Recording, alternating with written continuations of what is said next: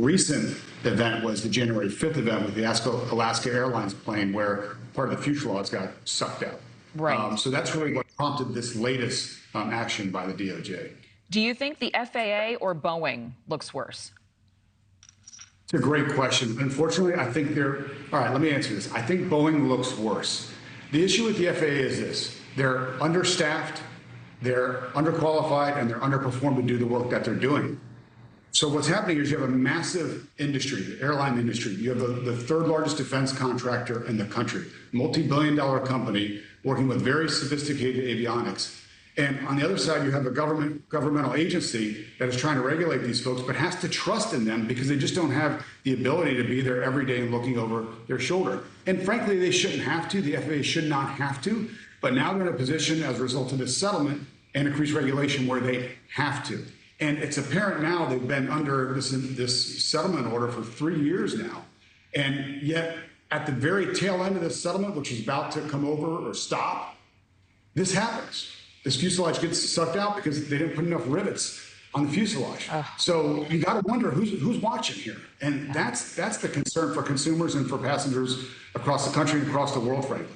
Honestly, when I heard about this story, I thought, so many of us have a lot more going on in our world all the time. And so you need more accountability, more oversight as a result of the stress and the pressure that everyone's under. Wow, it's just evidenced possibly right here a little bit more with the planes. But Boeing CEO did issue a response to these families coming out, and the DOJ coming out with this, saying it is through continuous learning and improvement that our industry has made commercial aviation the safest mode of transportation, end quote. People are still flying. Every time I get on a plane, whether it's a Boeing jet or not, it's packed. So is there a trust issue with passengers, or is it kind of something where people shrug it off thinking it won't happen to them? Well, let's think about what he said for a moment. You raised a great point. They're learning. Why are they learning? These folks shouldn't be learning.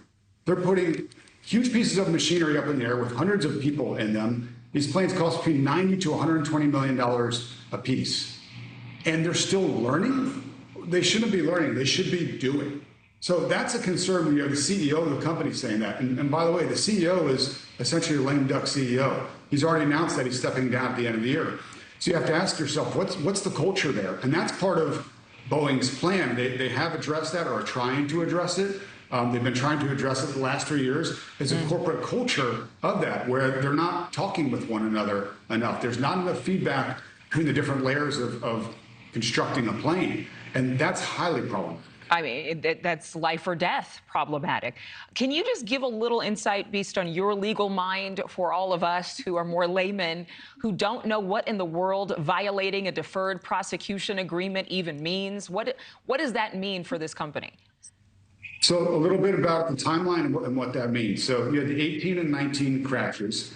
The DOJ reaches a settlement agreement with Boeing. It's a $2.5 billion settlement agreement. It includes a victims' compensation fund, compensation for the customers, and a criminal fine as well. But what the DOJ did is they stepped back and they said, short of going after you for a fraud or a criminal conspiracy, we're going to monitor you for 3 years. So we were at the very tail end of this monitoring process in January this year when the Alaska Airlines incident happened where part of the fuselage got sucked out. And now the DOJ has stepped back in and looked and saying, okay, what happened during this Alaska Airlines incident? They found another 2 instances of fraud at this point. So what's happening at Boeing is they're essentially cooking the books, it seems like, during their production process. And that's with people on site monitoring them and with the whole world is watching them right now. I mean, think about it. I did some of the research. There's 1,500 of these orders have been fulfilled across the world. There's 4,700 that are backlogged.